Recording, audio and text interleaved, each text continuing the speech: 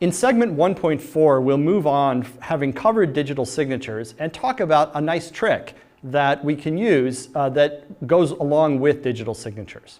And the useful trick is this. The idea is to take a public key, one of those public verification keys from a digital signature scheme, and equate that to an identity. That is an identity of a person or an actor in a system.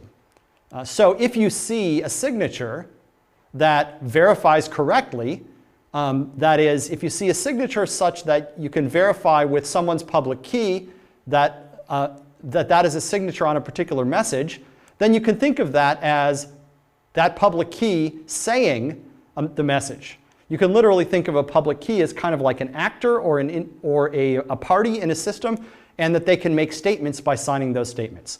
And so if you think in that mindset, then this public key is like an identity. It's an actor who can do stuff in the system. And if you think about it then, for someone to speak for PK, that is for someone to be able to make statements that will be seen as coming out of PK's mouth, you have to know the matching secret key, SK.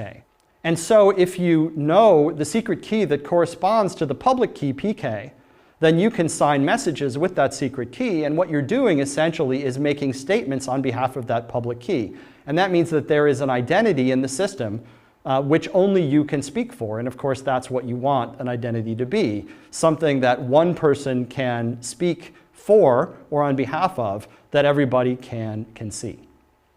All right, so if we're going to treat public keys as identities, one of the consequences of that is that you can make a new identity whenever you want.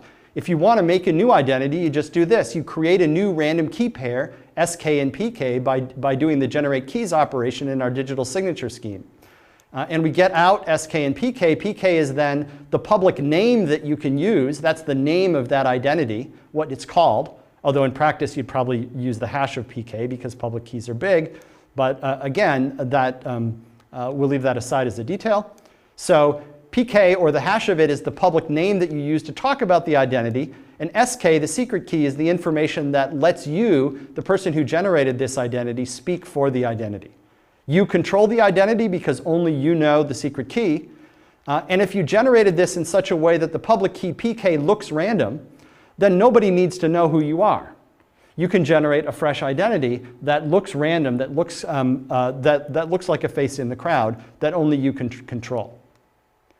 This brings us to the idea of decentralized identity management.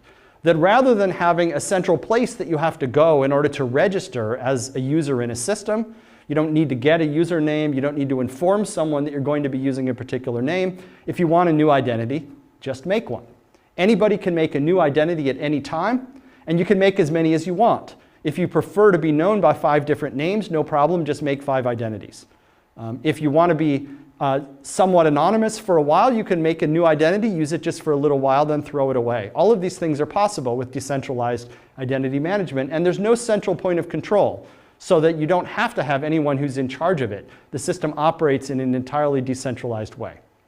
And this is the way Bitcoin, in fact, does identity. These identities are called addresses in Bitcoin jargon. And so you'll hear the term address used in talking about Bitcoin and cryptocurrencies. But what that really is just a public key or a hash of a public key. It's an identity that someone made up out of thin air as part of this decentralized identity management scheme. Now, the obvious question that arises when you're talking about decentralized identity management and people making up these identities is, how private is this? And the answer is, it's complicated.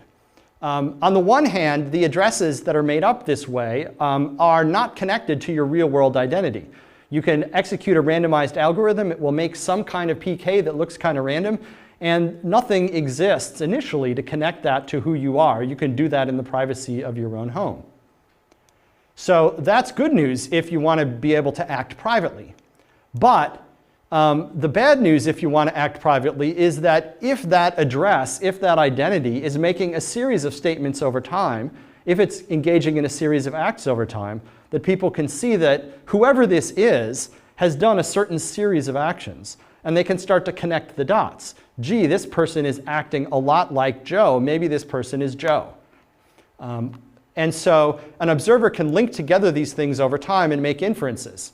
And so this balance between, on the one hand, there being no initial tie to real-world identity, And on the other hand, that a pattern of behavior of an address emerging over time, and the question of what can be inferred and which dots can be connected, that gets pretty complicated.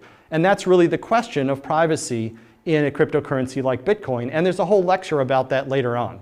And so I'm not going to steal the thunder of that lecture. I just want to give you an idea of how decentralized identity makes privacy a complicated question.